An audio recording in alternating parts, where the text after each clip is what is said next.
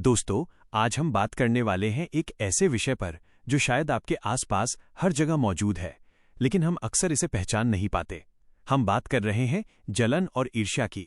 हाँ, वही भावना जो इंसान के मन में धीरे धीरे नकारात्मकता भर देती है और रिश्तों, काम और सफलता को प्रभावित करती है। स्वामी विवेकानंद जी ने हमें हमेशा सिखाया कि इंसान का सबसे बड़ा दुश्मन उसका मन और उसके विचार होते हैं। जब हम दूसरों की तरक्की देखकर जलन करने लगते हैं तो हम अपनी खुद की शक्तियों और संभावनाओं को कम करके आंकते हैं। आप सोच रहे होंगे कि जलन केवल किसी की सफलता देखकर होती है, लेकिन यह कहीं ज्यादा गहरी और छिपी हुई होती है। स्वामी विवेकानंद के अनुसार जलन करने वाले व्यक्ति की आदतें उसके व्यवहार और उसकी सोच में साफ दिखाई देती हैं। यह सिर्फ नकारात्मक भावना नहीं, बल्कि इंसान के चरित्र पर भी बड़ा असर डालती है। आज मैं आपको बताऊंगा कि स्वामी विवेकानंद की दृष्टि से जलन करने वाले व्यक्ति की 7 असली पहचानें। ये 7 बातें आपको ये समझने में मदद करेंगी कि कौन आपके आसपास सच में ईर्ष्यालु है और कैसे आप खुद इस नकारात्मकता से बच सकते हैं।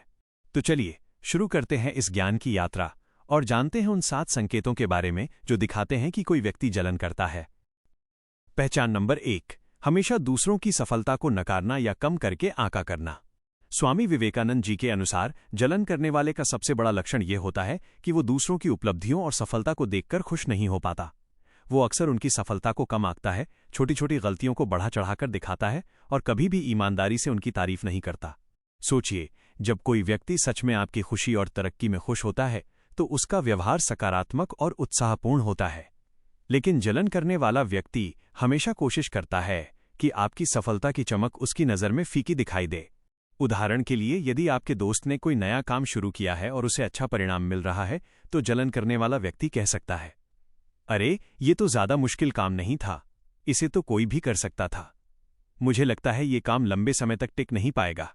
यहां ध्यान देने वाली बात यह है कि वो सिर्फ आपकी मेहनत और उपलब्धि को नजरअंदाज नहीं कर रहा, बल्कि अपने भीतर असुरक्षा और भय को भी बाहर निकाल रहा है।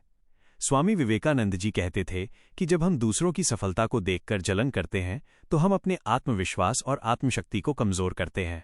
पहचान, जो व्यक्ति दूसरों की सफलता देखकर खुशी नहीं महसूस कर सकता बल्कि उसे कम आंकने की कोशिश करता है, वो जलन करने वाला है। पहचान नंबर 2, दूसरों की खुशियों में खुश नहीं होना। स्वामी विवेकानंद जी ने हमेशा कहा कि इंसान का असली चरित्र उसकी सोच और व्यवहार में झलकता है, और जलन करने वाले व्यक्ति की सबसे बड़ी पहचान ये है कि वो दूसरों की खुशियों में खुश नहीं हो पाता।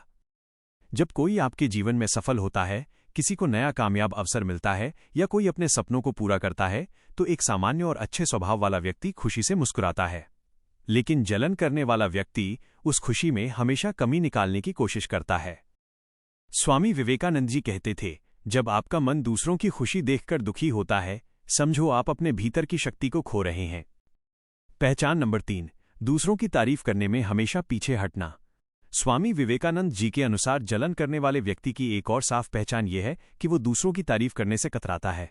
जब कोई व्यक्ति मेहनत करके सफलता हासिल करता है तो आम इंसान सहज रूप से उसकी सराहना करता है, लेकिन जलन करने वाला व्यक्ति कभी भी खुले तौर पर तारीफ नहीं करता, या अगर करता भी है तो उसकी तारीफ में सच्चाई और उत्साह नहीं होता। इसका कारण यह है कि जलन करने वाला व्यक्ति आपकी प्रशंसा को खुद के लिए खतरा मानता है। वो सोचता है कि आपकी तारीफ करने से उसकी अपनी अहमियत कम हो जाएगी। पहचान, जो व्यक्ति दूसरों की सफलता या अच्छे काम की तारीफ करने में हमेशा पीछे हटता है या उसे कम करके दिखाता है, वो जलन करने वाला है। पहचान नंबर 4, हमेशा तुलना में जीना। स्वामी विवेकानंद जी के अनुसार जलन करने वाले व्यक्ति की सबसे बड़ी आदत ये होती है कि वो हमेशा दूसरों से अपनी तुलना करता है। वो अपनी पहचान और अपनी उपलब्धियों को नहीं देखता, बल्कि हर वक्त ये सोचता रहता है कि वो मुझसे बेहतर है या मैं उससे बेहतर हूं। तुलना करने की आदत ये भी दिखाती है कि व्यक्ति अपने भीतर असुरक्षा महसूस करता है। उसका मन हमेशा मैं कम हूं या वो ज्यादा है कि चक्र में फंसा रहता है। पहचान, जो व्यक्ति हमेशा दूसरों से तुलना करता है और अपनी खुशी दूसरों की तुलना में तय करता है, वो जलन करने वाला है। पहचान नंबर 5, दूसरों की गलतियों को बड़ा दिखाना और अपनी कमियों को छुपाना। स्वामी विवेकानंद जी के अनुसार जलन करने वाले व्यक्ति की एक और स्पष्ट पहचान यह है कि वो दूसरों की गलतियों को हमेशा बढ़ा चढ़ाकर दिखाता है, लेकिन अपनी कमियों या गलतियों को छुपाने की पूरी कोशिश करता है।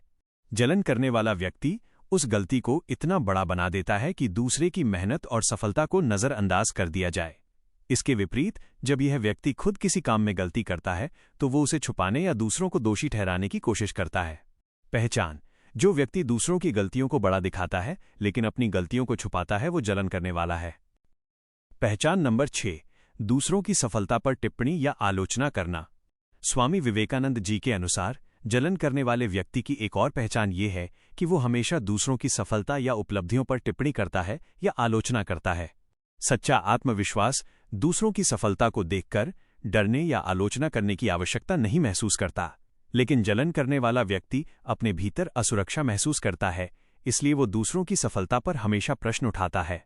पहचान: जो व्यक्ति दूसरों की सफलता या उपलब्धियों पर हमेशा आलोचना या नकारात्मक टिप्पणी करता है, वो जलन करने वाला है। पहचान नंबर 7: दूसरों की उपलब्धियों में खुद को शामिल करने की कोशिश करना।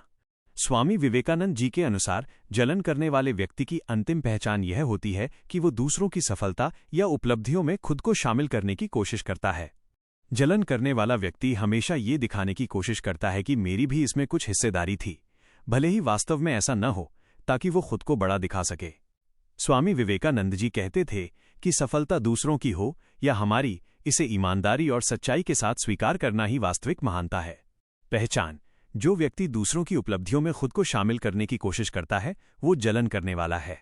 निष्कर्ष: दोस्तों, आज हमने स्वामी विवेकानंद जी की दृष्टि से जाना कि जलन करने वाले व्यक्ति की 7 असली पहचानें क्या हैं। हमने देखा कि जलन केवल दूसरों की सफलता को देखकर नाखुश होना नहीं है, बल्कि ये हमारे भीतर की असुरक्षा, नकारात्मक सोच और तुलना की आदत भी है। स्वामी विवेकानंद जी हमें यही सिखाते हैं कि हमें दूसरों की सफलता से प्रेरणा लेनी चाहिए। याद रखिए, जो दूसरों की सफलता को देखकर प्रेरित होता है, वही सच्चा विजेता है।